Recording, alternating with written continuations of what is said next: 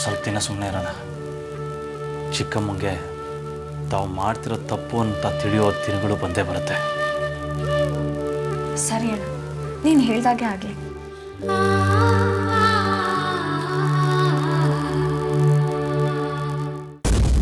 ನಾನು ನಿಮಗೆಲ್ಲ ಎಷ್ಟು ಸಲ ಹೇಳಿದ್ದೀನಿ, ದಿಲ್ಲಿಗೆಲ್ಲ ನಾವು ಇದುವರೆಗೂ ಅಕ್ವೈರ್ ಮಾಡಿರೋ ಪ್ರಾಪರ್ಟೀಸ್ ಯಾವುದು ನಮಗೆ ಬೇಕಾಗಿಲ್ಲ. ಎಲ್ಲ ಅವ್ರವ್ರ ಓನರ್ಸ್ಗೆ ವಾಪಸ್ ಕೊಟ್ಬಿಡಿ.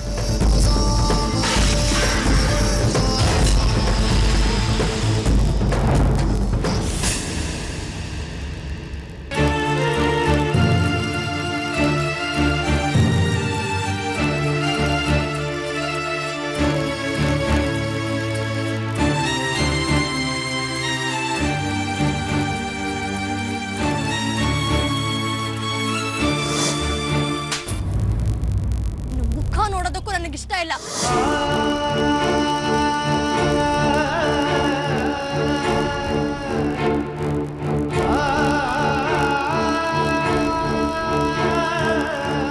ಏನು ಮತ್ತೆ ಸಾರಿ ಕೇಳಬೇಕು ಅಂತ ರೋಡಲ್ಲಿ ಕಾಯ್ಕೊಂಡು ನಿಂತಿದ್ಯಾ? ಹಳೆ ಡ್ರಾಮನ್ನ ಮತ್ತೆ ಪ್ಲೇ ಮಾಡ್ತಿದ್ಯಾ? ನಾನು ಬದಲಾಗಿದ್ದೀನಿ, ನನ್ನ ಕ್ಷಮಿಸ್ಬಿಡು ಚೈತ್ರ ಅಂತ ಕೇಳಕ್ ಬಂದಿದ್ಯಾ? ಯಾಕೆ ನಾನು ನಿನ್ ಕೆನ್ನೆಗೆ ಹೊಡೆದಿದ್ದು ಮರ್ತೋಗ್ಬಿಡ್ತಾ ನಿನಗೆ?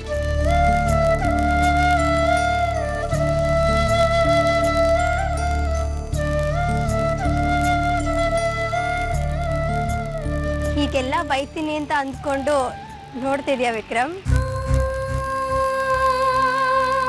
ಚೈತ್ರ, ಖಂಡಿತ ಇಲ್ಲ ವಿಕ್ರಮ್, ನಾನಿನ್ನ ಕ್ಷಮೆ ಕೇಳೋದಕ್ಕೆ ಬಂದಿದ್ದೀನಿ.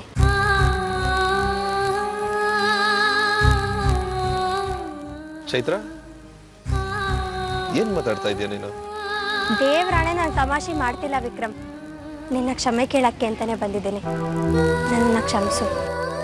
ಚೈತ್ರ, ಏನ್ ಮಾತಾಡ್ತಾ ಇದೀಯ ನೀನು? ನನ್ಗೊಂದು ಅರ್ಥ ಆಗ್ತಿಲ್ಲ. ವಿಕ್ರಮ್, ನೀನನ್ನ ಸುಮಾರು ಸಾರಿ ಕ್ಷಮೆ ಕೇಳಕ್ ಬಂದೆ, ಆದ್ರೆ ನಾನಿನ್ನ ತುಂಬಾ ತಿರಸ್ಕಾರದಿಂದ ನೋಡ್ಬಿಟ್ಟೆ. ನಿನ್ನ ಕೆನ್ನೆಗೆ ಹೊಡೆದು ಅವಮಾನ ಮಾಡಿದೆ. ಪಾಪಿ, ನಿನ್ನ ಅರ್ಥನೇ ಮಾಡ್ಕೊಳ್ಳಿಲ್ಲ. ದಯವಿಟ್ಟು ನನ್ನ ಕ್ಷಮಿಸ್ಬಿಡು ವಿಕ್ರಮ್. ಚೈತ್ರ, ನನಗೆ ತುಂಬಾ ಮುಜುಗರ ಆಗ್ತಾ ಇದೆ. ಅಲ್ಲ, ನೀನು ಇದ್ದಕ್ಕಿದ್ದಾಗೆ ಹೇಗ್ ಬದಲಾದೆ ಅಂತನಾ? ನಮ್ಮ ಮಾವ ನಂಗೆ ಇರೋ ಸತ್ಯನೆಲ್ಲ ಹೇಳಿದ್ರು. ನಿಮ್ಮ ಮಾವನ ಅಂದ್ರೆ ಶಂಕರಪ್ಪ ಅವರ? ಹೌದು ವಿಕ್ರಮ್, ನಮ್ಮತ್ತೆ ಮಲ್ಲಿಕಾ ನನ್ನ ಮಗುನ ಹೊಟ್ಟೆನಲ್ಲೇ ಕಸ್ಕಾಕಾಗಿ ನೋಡಿದಾಗ ನೀವು ಡಾಕ್ಟರ್ ಜೊತೆ ಸೇರಿ ಪ್ಲಾನ್ ಮಾಡಿದ್ದು. ನನ್ನ ಮಗುನ ಉಳಿಸಿದ್ದು ಎಲ್ಲನೂ ನಮ್ಮ ಮಾವ ನನಗೆ ಹೇಳಿದ್ರು. ಹಾಗೇನೆ ನಾನು ಕಿಡ್ನಾಪ್ ಆಗಿದ್ದಾಗ ನನ್ನ ಪತ್ತೆ ಹಚ್ಚೋದಕ್ಕೆ ನೀವು ಪಟ್ಟ ಶ್ರಮ, ನಮ್ಮ ಮಾವನು ಕೊಟ್ಟ ಸಹಕಾರ ಎಲ್ಲ ನನಗೆ ಗೊತ್ತಾಯ್ತು ವಿಕ್ರಮ್. ನಮ್ಮತ್ತೆ ರೌಡಿಗಳ ಜೊತೆ ಶಾಮೀಲಾಗಿದ್ದನ್ನ ನೀವು ಪತ್ತೆ ಹಚ್ಚಿ ಸಾಕ್ಷಿ ಆಧಾರಗಳನ್ನೆಲ್ಲ ಕಲೆ ಹಾಕಿ ನಮ್ಮ ಮಾವನ ಕೈಲಿ ಕೊಟ್ಟಿದ್ದು ನನಗೆ ತಿಳಿತು. ಅದು ನನ್ನ ಕರ್ತವ್ಯ ಆಗಿತ್ತು ಚೈತ್ರ. ನನಗೋಸ್ಕರ ನೀವು ತಗೊಂಡ ಶ್ರಮ, ಪಟ್ಟ ಕಷ್ಟ, ಈ ಮಟ್ಟಕ್ಕೆ ಸಹಾಯ ಮಾಡೋದು ನಿಜಕ್ಕೂ ದೊಡ್ಡ ಗುಣ. ನನ್ನ ಮನಸ್ಸು ತುಂಬಿ ಬಂತು ವಿಕ್ರಮ್. ಥ್ಯಾಂಕ್ಸ್ ಚೈತ್ರ. ಥ್ಯಾಂಕ್ಸ್ ನಾನು ನಿನಗೆ ಹೇಳಬೇಕು. ನೀನು ಬದಲಾಗೋದು ನನ್ನ ಉದ್ದೇಶ ಆಗಿತ್ತು. ಈಗ ನೀನಾಗಿ ನೀನೇ ಬದಲಾಗಿ ಒಬ್ಬ ಹೊಸ ಮನುಷ್ಯನಾಗಿ ಜೀವನ ಮಾಡ್ತಿರೋದು ಗೊತ್ತಾಗಿ ನನಗೆ ತುಂಬ ಸಂತೋಷ ಆಯಿತು ವಿಕ್ರಮ್. ನಿನ್ನ ಕಣ್ಣಲ್ಲಿ ಆ ಬದಲಾವಣೆ ಕಾಣುತ್ತೆ, ನಿನ್ನ ಮಾತಿನಲ್ಲಿ ನೀನು ಒಳ್ಳೆತನ ಗೊತ್ತಾಗುತ್ತೆ. ನೀನೊಬ್ಬ ಒಳ್ಳೆ ಮನುಷ್ಯನ ಕಾಣಿಸ್ಕೊಳ್ತಿರೋದು ನಿಜವಾಗ್ಲೂ ಸಂತೋಷ ಪಡೋ ವಿಷಯ. ನೀನು ಒಳ್ಳೆ ವ್ಯಕ್ತಿಯಾಗಿ ಕಾಣಿಸ್ಕೊಳ್ತಿರೋದು ನಿಜವಾಗ್ಲೂ ಸಂತೋಷದ ವಿಷಯ. ನಾನು ಅವತ್ತು ನಿನ್ನ ಹತ್ರ ಹೊರಟಾಗಿ ನೆಟ್ಕೊಂಡಿದ್ದಕ್ಕೆ ನನ್ನ ಕ್ಷಮಿಸ್ಬಿಡು. ಇಲ್ಲ ಚೈತ್ರ, ನಿನ್ನ ಕ್ಷಮಿಸೋ ಅಷ್ಟು ದೊಡ್ಡ ವ್ಯಕ್ತಿ ನಾನೇನಲ್ಲ. ಆದ್ರೆ ನಾನು ಅವತ್ತು ನಿನ್ನ ಹತ್ರ ಕ್ಷಮೆ ಕೇಳಕ್ ಬಂದಾಗ ನೀನ್ ನನ್ನನ್ನಾಗ್ಲೇ ಕ್ಷಮಿಸ್ಬಿಟ್ಟಿದ್ರೆ ನನಗೆ ಕ್ಷಮೆ ಬೆಲೆ ಏನು ಅಂತಾನೆ ಗೊತ್ತಾಗ್ತಾ ಇರಲಿಲ್ಲ. ಆದ್ರೆ ನಿಜವಾಗ್ಲೂ ಈಗ ನನಗೆ ಕ್ಷಮೆ ಅನ್ನೋದ್ರ ಬೆಲೆ ಏನು ಅನ್ನೋದು ಗೊತ್ತಾಗ್ತಾ ಇದೆ. ತುಂಬಾ ಥ್ಯಾಂಕ್ಸ್. ಹಾಗೆ ಹೇಳೋದು ನಿಮ್ಮ ದೊಡ್ಡ ಗುಣ. ನಮ್ಮ ಮಾವ ನಂಗೆ ಈ ವಿಷಯ ಹೇಳಿದ ದಿನ ನನಗೆಷ್ಟು ಸಂತೋಷ ಆಯ್ತು ಗೊತ್ತಾ. ನನ್ನ ಈ ಬದಲಾವಣೆಗೆ ನೀನೇ ಕಾರಣ ಚೈತ್ರ. ನಾನ್ ಕಾರಣನಾ? ಹೌದು ಚೈತ್ರ. ಈ ಹಿಂದೆ ಎಲ್ಲ ನಾನು ತುಂಬಾ ಗೋಳು ಕೊಟ್ಟಾಗ, ಹಿಂಸೆಗಳು ಕೊಟ್ಟಾಗ ನೀನ್ ನನಗೆ ಬೈದಿದ್ದು ಬೈಗುಳದ ಮಾತುಗಳು, ಹಾಕಿದ ಶಾಪ ನನ್ನ ಮನ್ಸಿಗೆ ನಾಟ್ಬಿಡ್ತು.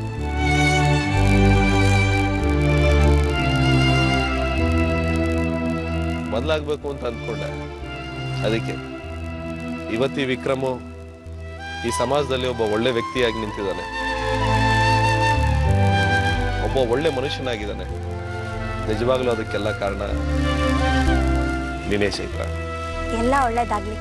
ನಿನ್ ಸಹಾಯನ ಯಾವತ್ತೂ ಮರೆಯೋದಿಲ್ಲ. ಇನ್ ಮುಂದೆ ನಾವಿಬ್ರು ಫ್ರೆಂಡ್ಸ್ ಆಗಿರೋಣ. ಫ್ರೆಂಡ್ಸ್.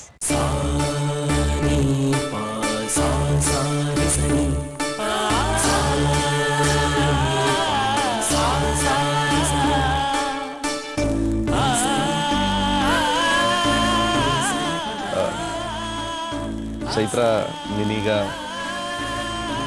ಇನ್ನೂ ಅಜ್ಞಾತವಾಸದಲ್ಲಿದ್ದೀನಿ. ಸಾಕ್ಷಿ ಸಮೇತ ಅತ್ತೆ ಮುಂದೆ ಕಾಣಿಸ್ಕೊಳ್ಳೋಣ ಅಂತ ದೇವ್ರ ದಯೆಯಿಂದ ನಿಮ್ಮ ಸಹಾಯದಿಂದ ಬಚಾವಾಗಿದ್ದೀನಿ. ಇನ್ನು ಮುಂದೆನೂ ನಿಮ್ಮ ಸಹಕಾರನ ನಿರೀಕ್ಷಿಸ್ತೀನಿ. ಬರ್ತೇನೆ ವಿಕ್ರಮ್. ಬಾಯ್ ಬಾಯ್.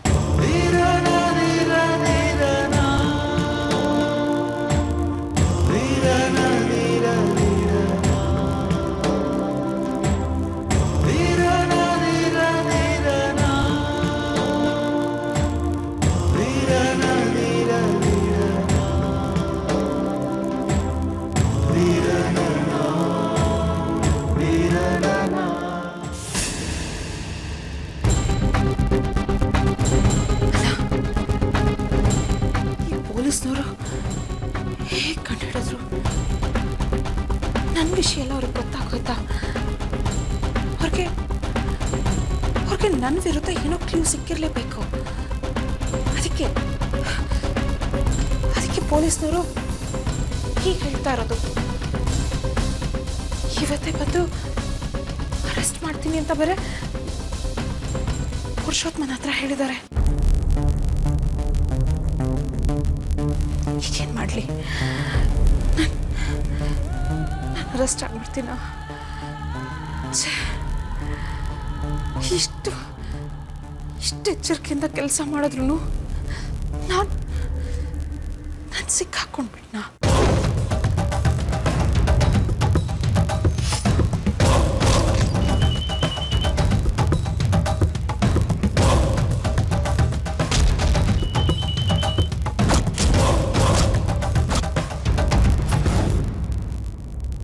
ಹಲೋ ಮೇಡಮ್, ನಾನು ಜೆ.ಕೆ. ಏನಕ್ಕೆ ಕಾಲ್ ಮಾಡಿದ್ಯಾ?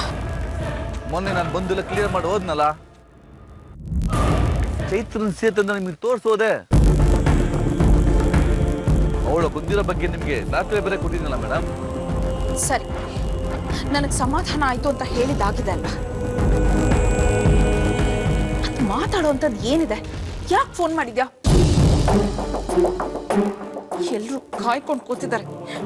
ಹೀಗೆ ನಾನು ನೀನು ಮಾತಾಡಿ ಏನಾದ್ರೂ ಸಿಕ್ಕಾಕೊಂಡ್ರೆ ಅಪಾಯನ ಎದುರಿಸ್ಬೇಕಾಗಿರೋಳು ನಾನು. ಆ ಅಪಾಯ ಆಗ್ಬರುತ್ತಾರೆ ಮೇಡಮ್. ನಾನು ನಿಮ್ಗೆ ಫೋನ್ ಮಾಡಿದ್ದು ನನಗೆ ಅಪಾಯ ಬರಬಾರ್ದು ಅಂತನಾ? ಏನ್ ಮಾತಾಡ್ತಿದ್ಯಾ? ಕೆಲ್ಸ ಎಲ್ಲ ಮಾಡತ್ತಲ್ಲ. ದುಡ್ಡು ಕೊಡಿ. ದುಡ್ಡ? ತಲೆ ನೆಟ್ಟಗಿದ್ಯಾ ನಿನ್ಗೆ?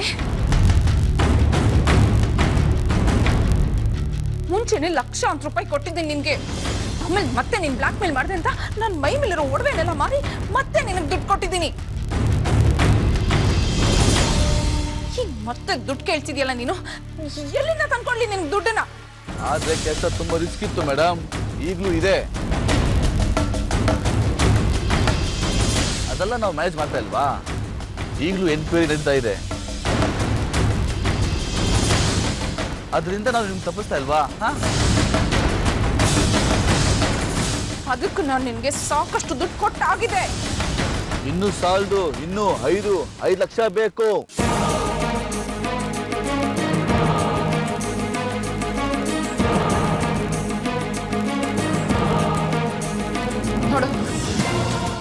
ಹೋದ್ ಸರ್ತಿ ನೀನು ಹೇಳಿದ್ದೆ ತಾನೆ ಮೇಡಮ್ ನಾನು ಮತ್ತೆ ದುಡ್ಡು ಕೇಳಲ್ಲ ಅಂತ. ಮತ್ತೆ ಯಾಕೆ ಕೇಳ್ತಿದ್ಯಾ? ಹೇಳಿದೆ ಅವತ್ತು, ಅದು ಇವಾಗ ದುಡ್ಡು ಬೇಕು, ನೀನೇ ಕೊಡ್ಬೇಕು. ಹೌದು, ನಾನು ಹಿತ್ಲಲ್ಲಿ ಗಿಡ ಹಾಕಿದ್ದೀನಿ, ನೀನ್ ಕೇಳ್ದಾಗ್ಲೆಲ್ಲ ಕಿತ್ಕೊಂಡ್ ಬಂದು ಕೊಡ್ತಾ ಇರ್ತೀನಿ. ಸಾಧ್ಯನೇ ಇಲ್ಲ ಕಣೋ. ಏನಮ್ಮ ಮಲ್ಲಿಕಮ್ಮ, ಉಲ್ಟಾ ಮಾತಾಡ್ತಾ ಇದೀಯಾ? ಇನ್ ಹೇಗೋ ಮಾತಾಡ್ಬೇಕು? ಇನ್ ಹೇಗ್ ಮಾತಾಡ್ಬೇಕು? ನೀನ್ ನನ್ನ ಹತ್ರ ದುಡ್ಡು ಕೊಡು ಅಂತ ಕೇಳ್ದಾಗ್ಲೆಲ್ಲ ಬಾ ಕೂತ್ಕೋ, ನಿನಗ್ ದುಡ್ಡು ಕೊಡ್ತೀನಿ ಅಂತ ಕೊಟ್ಟು ಕಳಿಸ್ತಾ ಇರ್ಬೇಕಾ? ನನ್ನ ಹತ್ರ ಒಂದು ನಯ ಪೈಸಾ ಕೂಡ ಹುಟ್ಟಲ್ಲ, ಅರ್ಥ ಮಾಡ್ಕೋ. ನೀನು ಮಾತಾಡ್ತಾ ಇರೋದು ಜೇಕೆ ಹತ್ರ. ನೋಡು, ನನಗ್ ಚೆನ್ನಾಗಿ ಗೊತ್ತಿದೆ ನಾನು ನಿನ್ನ ಹತ್ರನೇ ಮಾತಾಡ್ತಿದ್ದೀನಿ ಅಂತ. ಅದಕ್ಕೋಸ್ಕರ ನನ್ ಕಳ್ತನ ಮಾಡಕ್ಕಾಗಲ್ಲ, ಇನ್ನೊಬ್ರು ತಲೆ ಹೊಡಿಯಕ್ಕಾಗಲ್ಲ. ದಯವಿಟ್ಟು ಅರ್ಥ ಮಾಡ್ಕೋ. ಹೌದಾ? ಹಾಗಾದ್ರೆ ನಾನು ನಿಶ್ಚಯನ ಪೊಲೀಸ್ ಹತ್ರ ಬೈ ಬಿಡ್ಬೇಕಾಗತ್ತೆ.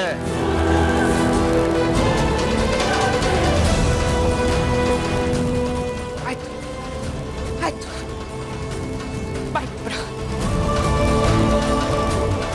ಎಲ್ಲ ವಿಷಯನೂ ಬಾಯ್ ಬಿಟ್ಬಿಡು. ಆದ್ರೆ ಒಂದು ವಿಷಯ ಮರಿಬೇಡ, ನೀನೇನಾದ್ರು ಬಾಯ್ ಬಿಟ್ರೆ ನನ್ನ ಜೊತೆಗೆ ನೀನು ಜೈಲ್ ಸೇರ್ಬೇಕಾಗತ್ತೆ. ನೆನಪಿನಲ್ಲಿ ಇಟ್ಕೋ, ಆಯ್ತಾ? ನನಗೆ ಜೈಲಿ ಇದ್ದು ಅಭ್ಯಾಸ ಇದೆ, ಆದ್ರೆ ನಿನಗೆ ಹೋಗ್ತಾ ಹೋಗ್ತಾ ಅದು ಅಭ್ಯಾಸ ಮಾಡ್ಕೋತೀನಿ. ಅಭ್ಯಾಸ ಆಗತ್ತೆ ಬಿಡು. ಹಾಗಾದ್ರೆ ನಮಗ್ ನೀನ್ ದುಡ್ಡು ಕೊಡಲ್ವಾ? ನೋಡು, ನೀನು ನಿಂತಿದ್ದ ಜಾಗದಲ್ಲೇ ತಿಪ್ಪರ್ಲಾಗ ಹಾಕಿದ್ರು ನಿನಗ್ ಒಂದು ಪೈಸಾ ಸಿಕ್ಕಲ್ಲ, ಅರ್ಥ ಮಾಡ್ಕೋ. ಸರಿ, ನಾನು ಪೊಲೀಸ್ ಹತ್ರ ಹೋಗ್ತೀನಿ. ಏಯ್ ಹೋಗೋ, ಅದೇನು ಮಾಡ್ಕೋತೀಯ ಮಾಡ್ಕೋ, ಹೋಗೋ. ಇದೇ ಮಾತಾ? ಇದೇ ನನ್ ಕೊನೆ ಮಾತು. ನೀನ್ ನನ್ನನ್ನು ಏನು ಮಾಡಕ್ಕಾಗಲ್ಲ, ನೆನ್ಪಿನಲ್ಲಿ ಇಟ್ಕೋ. ನೀನು ಯಾರ ಹತ್ರ ಮಾತಾಡ್ತಿದ್ಯಾ ಗೊತ್ತಾ? ನಾನು ಮಲ್ಲಿಕಾ ಕಣೋ, ಮಲ್ಲಿಕಾ.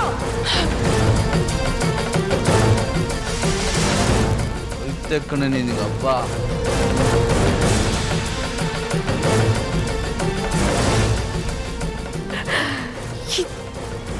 ಮಲ್ಲಿಕಾ ಹತ್ರನೇ ಈ ತರ ಮಾತಾಡ್ತೀಯ? ಮಲ್ಲಿಕಾ ಹತ್ರ ನನ್ ಯಾರು ಅಂತ ನಿನ್ಗೆ ಗೊತ್ತಿಲ್ಲ ಕಣೋ, ಗೊತ್ತಿಲ್ಲ. ನನ್ನ ಹತ್ರ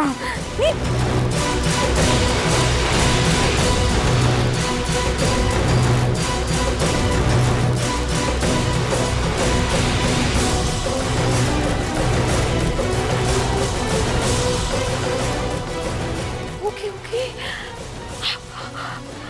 ರೌಡಿ ಹತ್ರ ಮೊದಲೇ ಪೊಲೀಸ್ನವರು ಮನೇಲಿರೋರೇ ಯಾರೋ ಅಪರಾಧಿಗಳು ಅಂತ ಹೇಳಿದ್ದಾರೆ. ಇವನು ಹೋಗಿ ಪೊಲೀಸರನ್ನ ಮೀಟ್ ಮಾಡಿದ್ರೆ ನಾನು ಅರೆಸ್ಟ್ ಆಗೋದು ಗ್ಯಾರಂಟಿ. ನಾನು ಅರೆಸ್ಟ್ ಮಾಡ್ಬಿಡ್ತಾರೆ. ನನ್ನ ಅರೆಸ್ಟ್ ಮಾಡ್ಬಿಡ್ತಾರೆ. ಏನು ತಪ್ಪಾಗ್ಬಿಟ್ನಲ್ಲ. ನನ್ನ ಸಮಾಧಾನ ಮಾಡೋದ್ಬಿಟ್ಟು ಇನ್ನೊಂದ್ಸಲ ಫೋನ್ ಮಾಡಿ ಮಾತಾಡ್ತೀನಿ. ಹೇಗಾದ್ರೂ ಮಾಡಿ ಸಮಾಧಾನ ಮಾಡ್ತೀನಿ. ನಾನು ಅರೆಸ್ಟ್ ಆಗಬಾರ್ದು, ನಾನು ಜೈಲಲ್ಲಿ ಕುಳಿಬಾರ್ದು. ಫೋನ್ ತಗೋ. ಪ್ಲೀಸ್ ಚೆಕ್ಕೆ ಫೋನ್ ತಗೋ. ಪ್ಲೀಸ್ ಫೋನ್ ತಗೋ.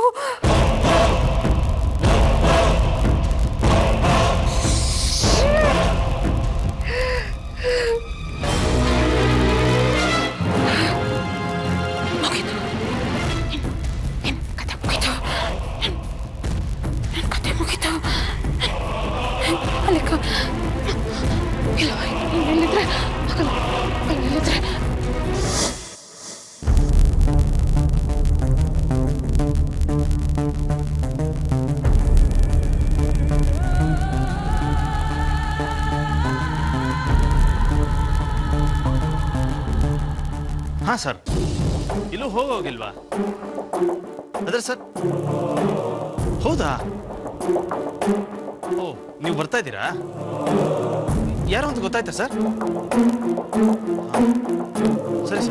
ಸರಿ ಯಾರನ್ನೂ ಕಳ್ಸಲ್ಲ, ಇಲ್ಲೇ ಇರ್ತೀವಿ.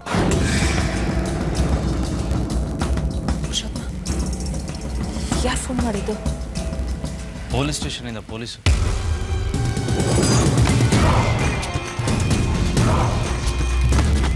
ಪೊಲೀಸ್ ಸ್ಟೇಷನಿಂದ ಏನಂತೆ? ಮನೆಯಿಂದ ಯಾರೋ ಆಚೆ ಹೋಗ್ಬಾರ್ದಂತೆ ಚಿಕ್ಕಮ್ಮ. ಯಾಕಂತೆ? ಅದೇ ಹೇಳಿದ್ನಲ್ಲ, ಚೈತ್ರನ್ ಕಿಡ್ನಾಪ್ ವಿಚಾರದಲ್ಲಿ ಅವ್ರಿಗೆ ನಮ್ಮನೆಯವ್ರ ಮೇಲೆ ಯಾರ ಮೇಲೋ ಅನುಮಾನ ಇದೆಯಂತೆ. ಹೌದಾ? ಯಾರು ಅಂತ ಹೇಳಲಿಲ್ಲ, ಆದರೆ ಇವತ್ತವರು ಪೊಲೀಸ್ ಜೀಪ್ ಸಮೇತ ಬರ್ತಾ ಇದ್ದಾರಂತೆ. ಯಾಕೆ? ಅಪರಾಧಿನ ಅರೆಸ್ಟ್ ಮಾಡ್ಕೊಂಡು ಹೋಗೋದಕ್ಕೆ. ಏನು ಹೇಳ್ತಿದ್ಯಾ ಪುರುಷೋತ್ತಮ? ಅವರು ಇವತ್ತೇ ಅರೆಸ್ಟ್ ಮಾಡಿಬಿಡ್ತಾರಂತ? ಬರ್ತಾ ಇದ್ದಾರಂತೆ. ಆದರೆ ಯಾರನ್ನು ಅರೆಸ್ಟ್ ಮಾಡ್ತಾರೋ ಗೊತ್ತಿಲ್ಲ. ಸುಮ್ಮನೆ ಎಲ್ರಿಗೂ ಗಾಬರಿ ಹುಟ್ಟಿಸ್ತಾರೆ. ಅದು ಸರಿನೇ, ಸುಮ್ಮನೆ ಇಲ್ಲದೇ ಇರೋ ಗಾಬರಿ ಹುಟ್ಟಿಸ್ತಾರಷ್ಟೇ. ಅಲ್ಲ, ನಾನು ಕೆಟ್ಟವನಲ್ಲ, ನೀವು ಮಾಡೋರಲ್ಲ. ಪೂಜೆ ಈ ಕೆಲಸ ಮಾಡೋಕ್ಕೆ ಸಾಧ್ಯನೇ ಇಲ್ಲ. ಬೇರೆ ಯಾರಿದ್ದಾರೆ ಈ ಮನೇಲಿ ಇಂಥ ಕೆಲಸ ಮಾಡೋರು?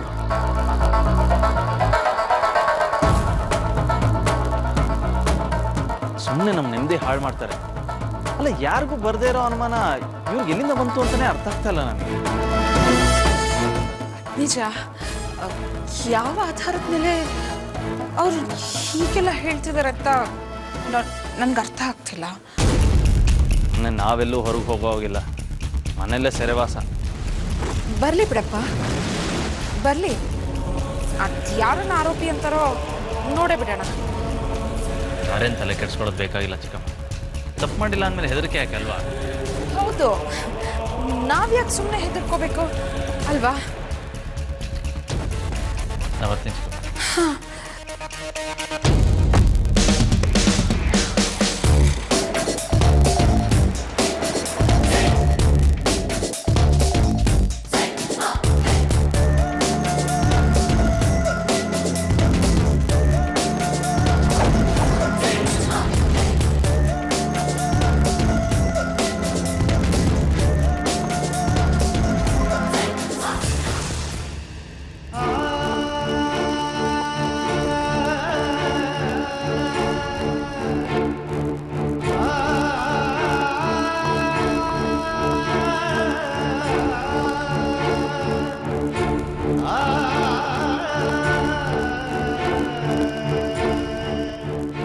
ಚಿಕ್ಕಮ್ಮ. ಏನಿದೆಲ್ಲ? ಪೊಲೀಸ್ನವರು ಮನೆಗೆ ಬರ್ತೀನಿ ಅಂದಿದ್ದಾರೆ, ಅದ್ರಲ್ಲೂ ಇವತ್ತೇ ಅರೆಸ್ಟ್ ಮಾಡ್ತೀನಿ ಅಂತ ಬೇರೆ ಅಂದಿದ್ದಾರೆ. ಏನ್ ಮಾಡೋದು? ಅಯ್ಯೋ ದೇವ್ರೆ, ನಾನು ನಿಜವಾಗ್ಲೂ ಅರೆಸ್ಟ್ ಆಗ್ತೀನ? ನಾನು ಅರೆಸ್ಟ್ ಆಗ್ತಿದ್ಯಾ? ಅಯ್ಯೋ,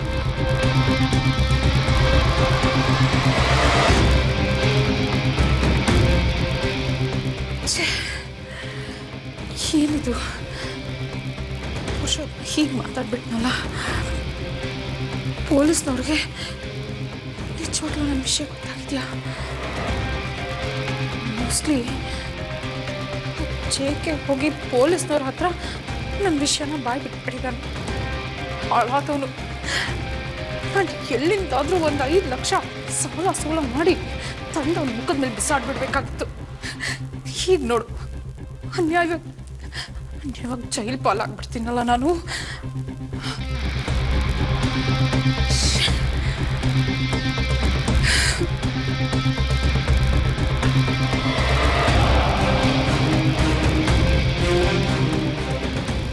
ಫೋನ್ ಮಾಡ್ತೀನಿ.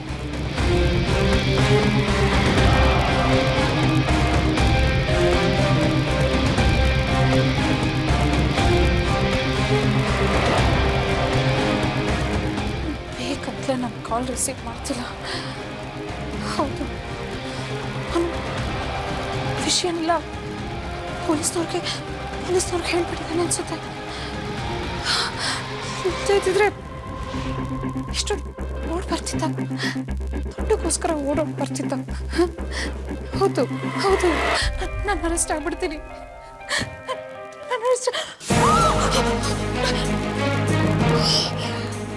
ಯಾಕಮ್ಮ? ನೀನೇನೆ? ನಾನೇ? ಆದರೆ ನೀನು ಯಾಕೆ ಇಷ್ಟೊಂದು ಗಾಬರಿ ಆಗಿದ್ಯಾ? ಏನಾಯ್ತು? ಪೂಜಾ, ಪೊಲೀಸ್ನವ್ರಿಗೆ ಎಲ್ಲ ಗೊತ್ತಾಗ್ಬಿಟ್ಟಿದೆ ಕಣೆ.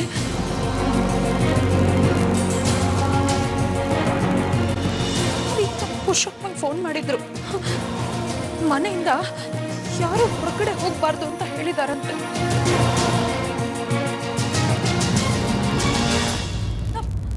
ನಾವು ಅಪರಾಧಿನ ಅರೆಸ್ಟ್ ಮಾಡೋದಕ್ಕೆ ಮನೆಗೆ ಬರ್ತೀವಿ ಅಂತ ಹೇಳಿದಾರಂತೆ.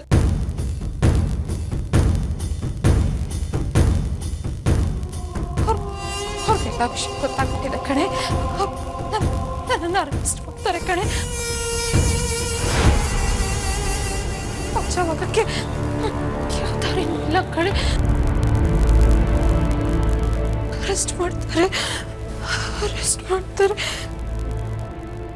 ಹೌದೇನಮ್ಮ? ಹೌದು ಕಣೆ, ಹೌದು.